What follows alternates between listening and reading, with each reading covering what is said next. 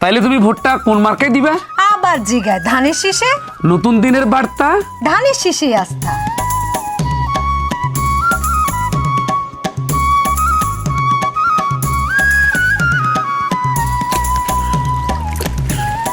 কি খবর ভাইসা, ভালো আছেননি? বালা আছি। আমাদের মজদু বাইরে ধানের শীষকে ভোট দিবেন। আমি হইলাম কৃষক মানুষ, আর ইগে বোর্ডে আর কি যায় ইয়ে। শূন্য তুন এক এক এক করি তো 100। আপনি বাংলাদেশের নাগরিক, ভোট দেন তো আপনি নাগরিক অধিকার।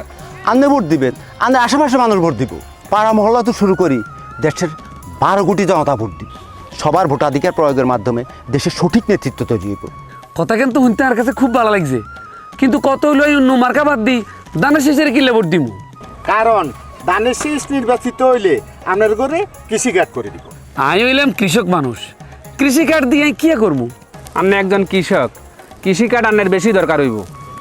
এই ধরেন কৃষি বীমা, আপনার ভবিষ্যতের নিশ্চিত করিব। এছাড়াও সার, বীজ, কীটনাশক, সরঞ্জাম আদি এগুলো ন্যায্য মূল্য পাইবেন। সব মিলে কৃষিকার্ডটা কৃষকের জন্য নতুন দিনের সূচনা করে।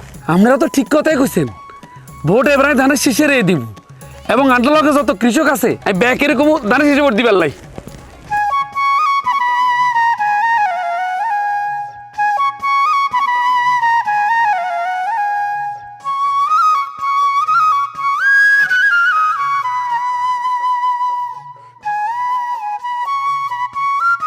সাই ভাত বাড়ি যাও তাড়াতাড়ি।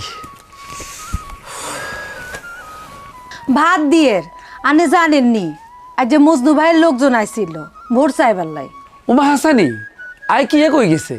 নির্বাচনে ধানের প্রতীক জয়ী হলে আন্ডার একখান ফ্যামিলি কার্ড দিব। ফ্যামিলি কার্ড, এটার কাম কিয়া? ফ্যামিলি কার্ড হাইলে আন্ডার অভাব কিছুটা হইলেও কমবো। ফ্যামিলি কার্ড দিয়ে অভাব কমবো কেমনে?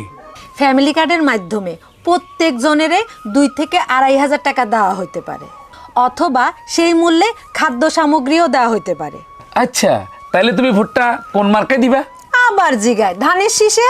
নতুন দিনের বার্তা, ধানের শীষেই আস্থা।